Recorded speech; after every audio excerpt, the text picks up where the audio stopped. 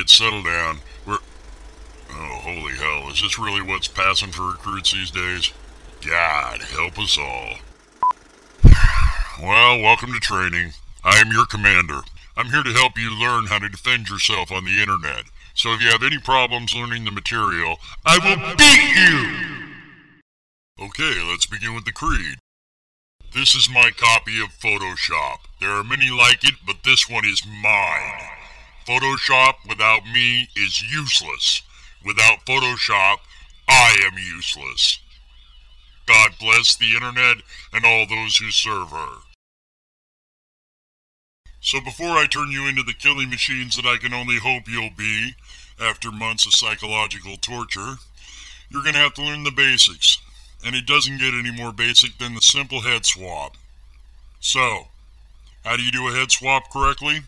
It begins with the image selection. Try to find a head that matches the angle and direction of the body you want to put it on.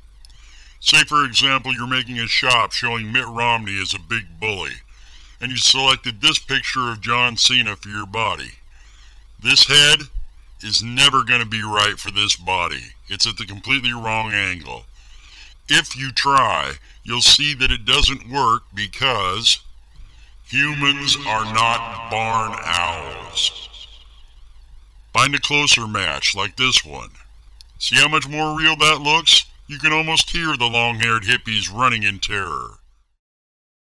You should also try never to use a head that's smaller than the head you're trying to replace. Shrinking things in Photoshop isn't a problem, but enlarging them is. If, for example, you wanted to take this tiny image of the president and stick it on this stock photo of a nerd, you can see that we're going to have to blow it up significantly. However, if you do this, you'll see that it now looks like crap! If you use this for your final image, you'll come up short, and you will not be able to satisfy your objectives. That's what she said. It looks like hell, and if you do this, I will beat you! So let's say you've chosen your subject. You've found good source images, your head is big enough. That's what she said.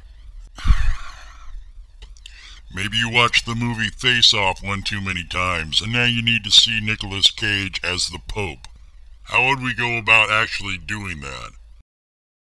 Well, it's not strictly necessary in this case, but it's always good practice to use your marquee tool to select just the part of the head layer that we'll need. Make sure that his entire face remains inside the box. That's what she And I swear to God, Maluba, if you say that's what she said again, I will beat you! Now we just select our move tool and drag Nick right on top of the Pope. Now that we have both pieces in the same file, that's too much creepy Nicolas Cage to have to look at, so I'm going to get rid of this one. I'm also going to move the layers palette up here where we can get a good look at it, because we're going to use the opacity to be able to see right through Nicolas Cage's head. Don't worry, he probably won't even notice we've been there. That lets us see the size and position so we can better match the source image. Turn your opacity down to about 50%. Now it's time for my favorite tool in all of Photoshop. Hit Ctrl-T to transform.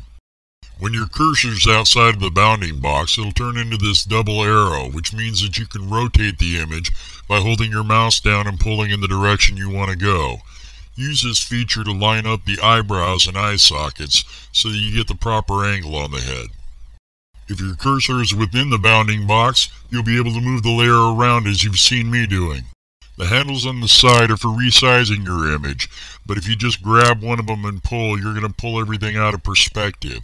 So grab one of the corners and hold down the Shift key, which constrains it to that scale. Holding down both the Alt and Shift keys will do the same thing, except it'll make you scale towards the center instead of towards the opposite corner. Play with the size until you've got the features roughly the same size as the features underneath. You'll know you're in the ballpark when you look at it and go, God, that's creepy. Once you're good and creeped out, go ahead and double click it or hit enter to accept the transform, then set your opacity back to 100%. The head is now in the perfect size, position, and angle for this shop.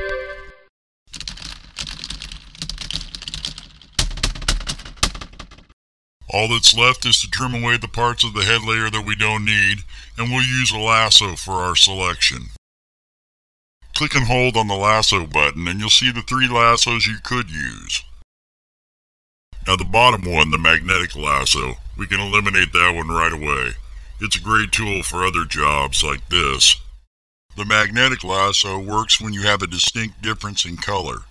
You click once on the edge of a color boundary and then you can just trace around the edge. Photoshop uses the difference in color to try to find the edge by itself, and it generally does a pretty good job. When you get back to your beginning point, you'll see a small white circle pop up just to the lower right of your cursor. Click again here to close your selection. But since most people don't have heads like this, well, except for this guy, it's not going to be the tool we're going to use here. So now we have the regular lasso or the polygonal lasso left to choose from. The regular lasso offers you full control. All you have to do is hold the mouse down and just draw any selection you want. Come back to your original point to end your selection, or just let go of the mouse button and Photoshop will make a straight beeline back to your starting point to end your selection for you. The polygonal lasso works a little bit differently. You click the mouse every time you want to lay down a new anchor point. And again, you can go back to your original point to close your selection, or just double click anywhere and Photoshop will again make that straight line back to your beginning point.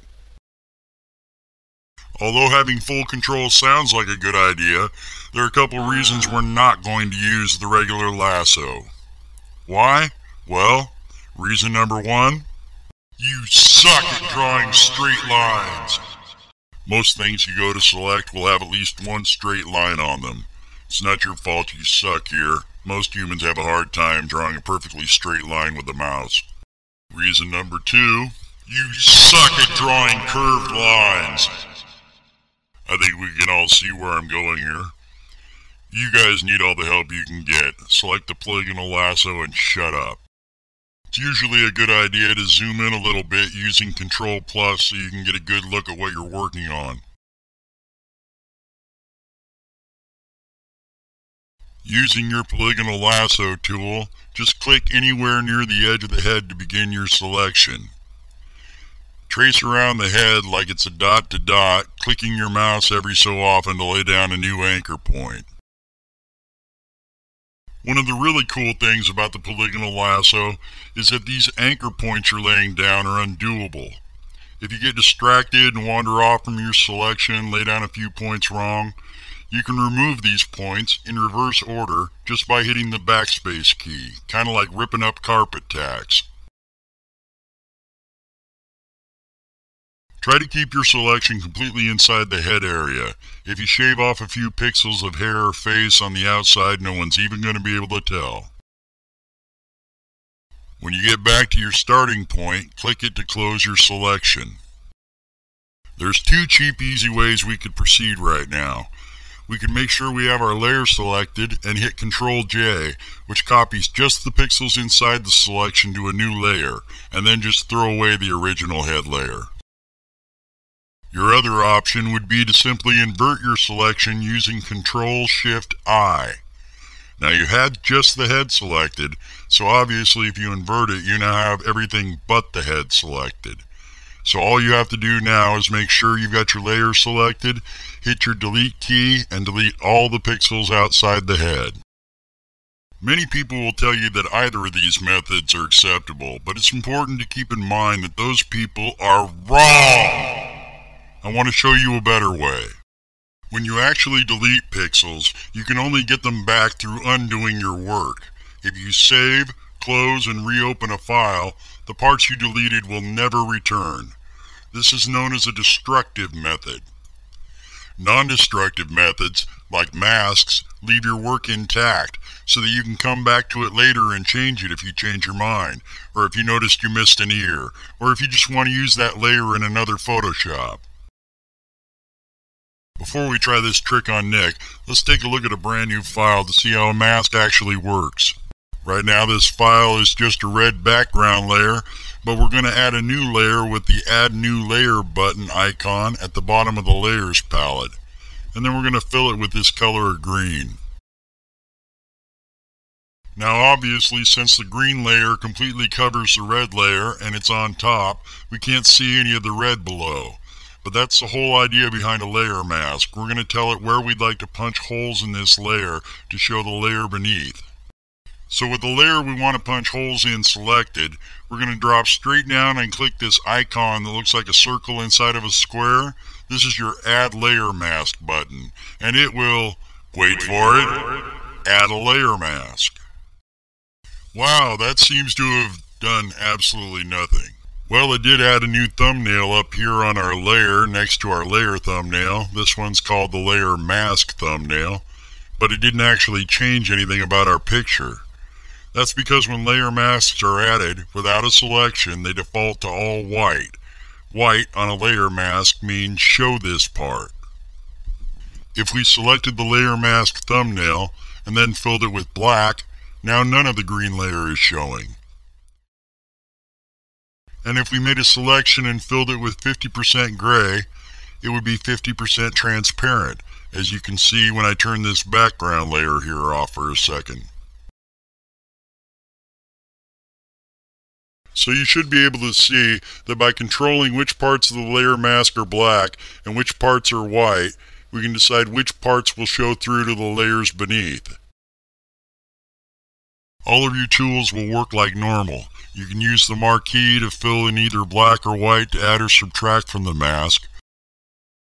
You can draw in black or white with your pencil, your brush. Any of the tools you're used to working with will work. All you need to really remember is draw in white where you want it to show, draw in black where you want a hole punch through the layer. There may be times you might find it helpful to be able to see your mask. If you ever want to see it, just hold the Alt key and click the Layer Mask thumbnail. Click the layer thumbnail to return once again to your regular view. Now it's important to remember which one of those thumbnails you currently have selected. If you have the layer thumbnail selected, you're drawing right on the layer. If you have the mask thumbnail selected, you will be working on the mask. I guarantee you that at some point in your career, you're going to become confused as to which one of those you have selected and start getting confusing results. Control Z is your friend. Okay, time to take this weapon out for a live fire test. Let's go back to Nick. Control minus a couple of times to zoom back out. Then make sure that you've got that layer selected. Now we're going to hit the layer mask and you'll see that, holy hell, what happened to his head? Well, remember I said that Photoshop defaults to an all-white mask if you have no selection. If you have a selection, then Photoshop assumes that that's the shape you'd like to punch through this mask. So our mask is 100% wrong. That's good, because now all we have to do is select the layer mask thumbnail and then hit Control I to invert it. There, perfect. The advantage, besides not destroying any of the pixels, is that we can now modify the mask using the mask dialog. If you don't see the mask dialog on your screen, you can find it under the Windows menu. The first slider we see is density. That's basically how opaque your mask is, and that's probably not going to be a lot of help to you. What is a lot of help though is the feather. Feather is how we keep things from looking like we cut them out of a magazine and slapped them on there. It gives it a nice fuzzy edge. You don't need much. You'll generally need 1 or 2 pixels. Now back when we made our selection, we could have gone ahead and added feather then. But the problem if you do it that way is you're stuck with it. You'll never be able to make it more fuzzy, less fuzzy. It's always going to be at the feather that you set. Well, it's looking pretty good now, except for that seagull that's parked on the back of Nicholas's head. Now the problem here is the Pope's head is more like a melon, while Nicolas Cage is more like a summer squash. So we ended up with parts of the Pope's head leaking off the side, so we're just going to take our clone tool and blot that out. So make sure you have the Pope layer selected, because that's the one we'll be painting on. Select your clone tool. The way the clone tool works is, you need to tell it where you'd like to copy from before you actually start to use it. So for example, if I wanted to copy this gold dangly braid here, I'd come over to the bottom of it and click the Alt button, and then it would know that that was the source I wished to use. In this particular case though, we've got it made. It's all black behind the Pope's head. So just pick anywhere where it's black, Alt click on it, and then go ahead and clone over the parts of the Pope's head that are sticking out. So there you have it, a perfect picture of Pope Nicholas the action hero. And I expect everyone in this platoon to be able to remove someone's head with the flick of a wrist after this lesson. Please remember to join us when scheduled for your next lesson, when I will beat you! Smoke 'em if you got 'em, you're on your own now. Dismissed!